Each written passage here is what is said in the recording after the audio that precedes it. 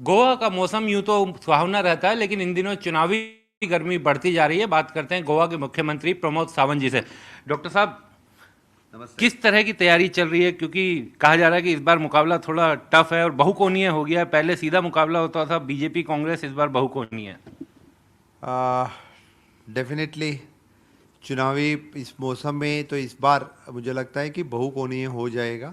इस बार हमारे साथ में लड़ने के लिए बाकी और भी पार्टियां यहाँ पे आ रहे हैं। पहले तो यहाँ की लोकल पार्टियां ही हैं। इसी के साथ में बाद में और बाकी सभी लोग यानी गोवा में ही आ रहे हैं। मुझे पता नहीं कि लोगों को गोवा क्यों इतना अच्छा लगने लगा है। दिल्ली के मुख्यमंत्री अरविंद केजरीवाल 2 दिन अभी बिता के गए, हाल में वो माइनिंग इलाके में भी गए। कई तरह के उन्होंने वायदे किए हैं। उन्होंने दिल्ली की तर्ज पर बिजली पानी फ्री देने की बात की। उन्होंने दिल्ली के मुख्यमंत्री तीर्थ यात्रा योजना को यहाँ पर भी लागू करने की बात की। और माइनिंग का भी उन्होंने कहा कि जो पुरानी समस्या चल रही है उसका भी वो समाधान निकालेंगे। दिल्ली के मुख्यमंत्री यहाँ आके हर वादा करते हैं, क्योंकि उनको मालूम है यहाँ उनकी सरकार आने वाली नहीं है। इसलिए वादा करना तो उनको बहुत सिंपल है। वो वादा कर सकते हैं। डेफिनेटली वो हर बात नई नई बात यहाँ पे कहते रहते हैं। लेकिन लोगों को मालूम है दिल्ली में क्या हुआ है, और वो तो गोवा में पॉसिबल ही नहीं। माइनिंग के बारे में मुझे लगता है उन्होंने एक बार स्टडी करके देखना चाहिए। बाद में ही वो अच्छी तरह से बात कर सकते हैं। आजकल पॉलिटिकल टूरिज्म गोवा में ज़्यादा बढ़ावा दे रहे हैं। उनके बहुत सारे कार्यकर्ताओं को गोवा में घुमाना। That is true. हम सभी का अतिथि देवो भव, हम स्वागत करते हैं। जितने लोग यहाँ ज़्यादा आएंगे उनका सभी लोगों का हम स्वागत करेंगे। वो एक आरोप और बार बार लगाते हैं अरविंद केजरीवाल। उनका ये कहना है कि गोवा हो या बाकी राज्य, बीजेपी और कांग्रेस अलग पार्टियां नहीं है, दोनों एक ही पार्टी हैं। कांग्रेस की टिकट पे जीते हुए आदमी चुनाव के बाद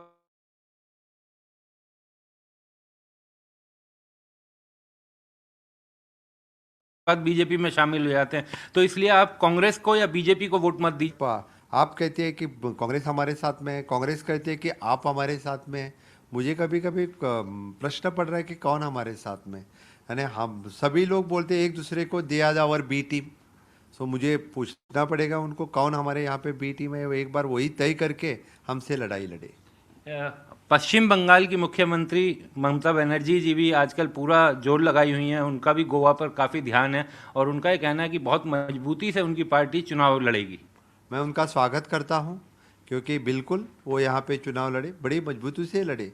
लेकिन यहाँ की गोवा की संस्कृति वो मेंटेन करे, बंगाल की संस्कृति गोवा में न लाए। लेकिन इलेक्शन डेमोक्रेसी है, कोई भी लड़ सकती है। और हम तो मैंने पहले ही कहा है, we are the touristic state. इसीलिए हम अतिथि देवो भव पहले बोलते हैं। और यहाँ पे तो टूरिज़्म का स्वागत करते हैं। इसलिए इस बार पॉलिटिकल टूरिज़्म बहुत बड़ी मात्रा से बढ़ेगा। इसलिए उनका मैं स्वागत करता हूँ, उनके कार्यकर्ताओं का भी स्वागत करता हूँ। आपने कहा बंगाल की संस्कृति ना लाएं, यानी कौन सी बंगाल की संस्कृति? आपको बंगाल के इलेक्शन के बाद में वहाँ पे क्या हुआ वो सब देश भर के लोग जानते हैं। वहाँ पे किस तरह से लोगों के ऊपर अत्याचार हुए, बलात्कार हुए, खून हो गए, और वहाँ पे कितने केसेस दर्ज हो गए उसके बारे में सभी लोगों को मालूम है। इसीलिए मैं उस संस्कृति की बात कर रहा हूँ कि इलेक्शन के बाद इस तरह का वायलेंस यहाँ पे नहीं चलता है। यहाँ हर बार इलेक्शन बड़ी शांति से होता है। कभी इलेक्शन के बाद यहाँ पे दंगे नहीं होते। एक सवाल सर, मैं, क्योंकि गोवा का जो मौसम है वो बहुत साफ सुथरा रहता है, पर्यावरण अच्छा दिखाई देता है, लेकिन दिल्ली में इन दिनों पोल्यूशन की बहुत बड़ी मार हो रही है। पड़ोसी राज्यों में पराली भी जल रही है जिसके कारण धुआं आ रहा है। यमुना भी उस तरीके से प्रदूषित है। तो इन सब चीज़ों को भी आप मुझे लगता है इसीलिए तो केजरीवाल बार बार यहाँ आ रहा है। यहाँ उनको मौसम भी अच्छा लगता है, हवा भी अच्छी मिलती है, पानी भी बहुत अच्छा है। क्योंकि वहाँ पे तो पूरा मैंने पोलूटेड एयर है। इसीलिए वो बार बार गोवा आके थोड़ा आराम करके चला जाता है। एक मेरा अंतिम सवाल, इस बार के चुनाव में आप किसे अपना सबसे करीबी प्रतिद्वंदी मानते हैं? किसके साथ टक्कर होगी? क्योंकि दो नई पार्टियां भी हैं।